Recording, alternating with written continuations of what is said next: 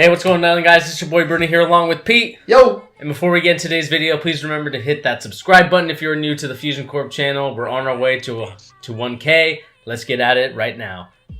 And the first thing we're going to be talking about now is, after the NCAA championship happened, Villanova won by a lot. Yeah. Blowout status. They weren't missing those threes. That was the key to the game, hitting three-pointers. And that crazy two-hand block by DiVincenzo? DiVincenzo. DiVincenzo. Something like that. I don't even know if I'm saying it. We're going to butcher his name. DiVincenzo. Put in the comments down below how bad we butchered it. We'll call him Dante. There you Dante.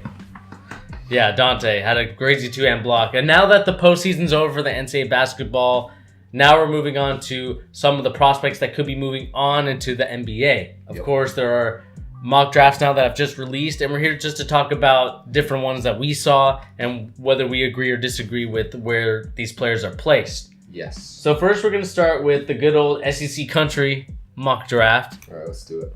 The first player that they have on here and the first team is the Phoenix Suns, and they're going to be drafting DeAndre Ayton. So he's not really moving states. He's staying in the same state, going to Phoenix. DeAndre Ayton. How do we feel about that one? I think it's a good shout for them. I mean, they need a lot of stuff, to be fair. They're pretty weak everywhere except the two-guard position. Right. It's small forward. I mean, you got Marquise Chris. You got Dragan Bender, who can play a little bit of both. But DeAndre Ayton's a good shout. You can't really go wrong with the first two picks in this draft, in my opinion. Yeah. So taking him or Doncic, it's a good pick regardless. But yeah, I think Ayton's a good shout. And I think Phoenix is going to get the number one pick. Yeah, I think Ayton's probably the best shout out of all those two, only because they thought they had that in Alex Len. And that's obviously not the case in terms of where Alex Len was supposed to be to where he is now. Yeah, he's weak. He's average at best. So, bringing in DeAndre Ayton, who can shoot the three, who can play big, play inside, can slam it down. I think the only thing, and, this is just accustomed to what's going on in today's NBA, is just, post moves aren't really there anymore. Yeah. To how they used to be in the 90s. But he does have a little bit of post. Yeah. And he does everything well. And he should be the number one pick because he not only has offense, but defense as well. Yeah, and he's fast, too. I mean, he play really fast-paced basketball with a 7-footer. That doesn't happen very often. Number 2, they have the Atlanta Hawks.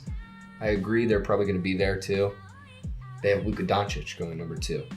I think you got to take him. In my opinion, he's clearly one or two best player in this draft. I think he's the best.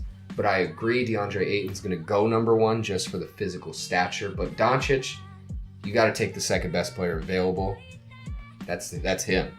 Atlanta needs everything, even more so than Phoenix, right? At least they have Devin Booker in Phoenix. Atlanta, in my opinion, has nothing, really. They have Collins, who's not a bad player. I think he's a very complimentary player, which he will be good eventually. But like I said, complimentary, and I think, like you talked about, Doncic is probably one of the best star to build around because the projection of him is supposed to be really high. Yeah. Another international guy, so, teams could be weary of that. Yeah. They've been burned before with some of them, but with the recent success of Giannis, recent success of Porzingis, all these other guys that have come from different countries, even Saric. Yeah. From the 76ers, it looks like this is a good time for European guys like Doncic to come out. He played for a good team in Real Madrid, a league that's well known, at least to the people, that are basketball fans outside of the U.S. So I think LUKA Doncic will be a great pickup for them. It'll finally have a superstar to go with them, along with having a guy like Dennis Schroeder to help him out, and Collins to give him some assists, and he should be a good player. Those big plays. The thing about Doncic, too, in my opinion, is just like this guy is, even more so than Giannis and Porzingis, I think this guy is more NBA ready than they were at the time they were in the draft. And just like go and look at that three-pointer he just hit to win the game. Like he has everything it takes to be a legitimate, great NBA player. So let's get this guy. I like that pick. Yeah. And I mean, they have Kent Bazemore too. He's a good player too. Yeah. You don't want to forget about him. As being a little disrespectful to Atlanta. Number 3, Memphis. SEC country has Marvin Bagley going 3. What do you think about that? I'm gonna go with no. I like Marvin Bagley, and I think he's gonna be a good player. But I believe Memphis, they need to restructure the whole team. And I think right now, I don't believe that there is anybody other than... I think Michael Porter should be number 3. I think the reason for that is because small forwards have proven that they are the superstars of the league. We got guys like Kevin Durant, LeBron James. Yeah. And if you have a guy like Michael Porter Jr. there who's supposed to be not at that level, but, close to it. Okay. I think he's probably one of the better shouts out there. Like, LeBron James doesn't really have that much of a jump shot to where it's very consistent. But I do think that Michael Porter is a great player and he'll be a very good overall player. So when Memphis does, end up here again next year probably, they can pick up, another point guard or another big man. Okay. I'm going to disagree with you on this one. I think Memphis obviously had a chance to go into full rebuild mode, and they didn't do it. They could have got some value out of Conley and Marc Gasol, right? Not much because they're older and Mike Conley especially injury prone, right? Plus you have Tyreek Evans who they could have traded. So they seemingly want to be better sooner rather than later. So I think this is where you take a guy who is actually ready for the NBA. And not that Michael Porter Jr. isn't, but I think he has more development time needed than Bagley does, or even Jaren Jackson for that matter. But I'm taking Marvin Bagley here. Bagley, okay. I think he's just he obviously still needs work, but he's very fundamentally sound as a basketball player.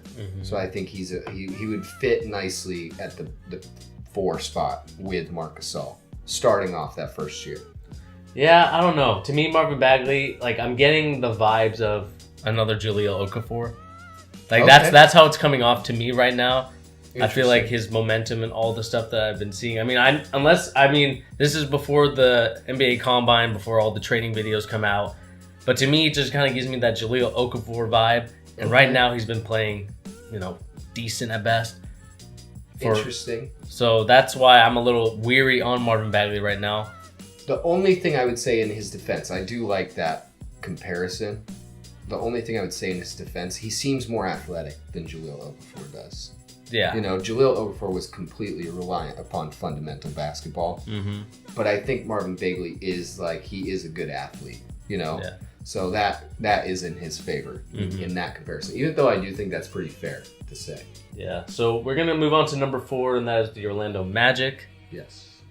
This is where I believe that I don't think that they're going to be taking Marvin Bagley. I think he's going to drop a little bit more. Okay. And I'm going to go with Mo Bamba.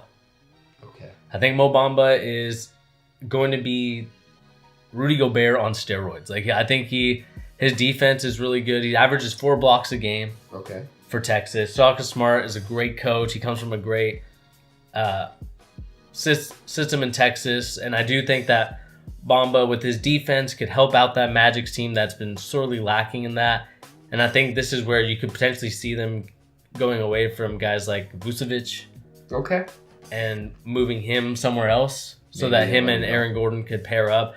The only thing with that, though, is that the Magic are going to be lacking a point guard. And I don't know if that's going to scare the Magic enough to not pick up any big men, whether it's Bagley in my mock draft or Bamba, but they could potentially get a Trae Young or a Colin Sexton.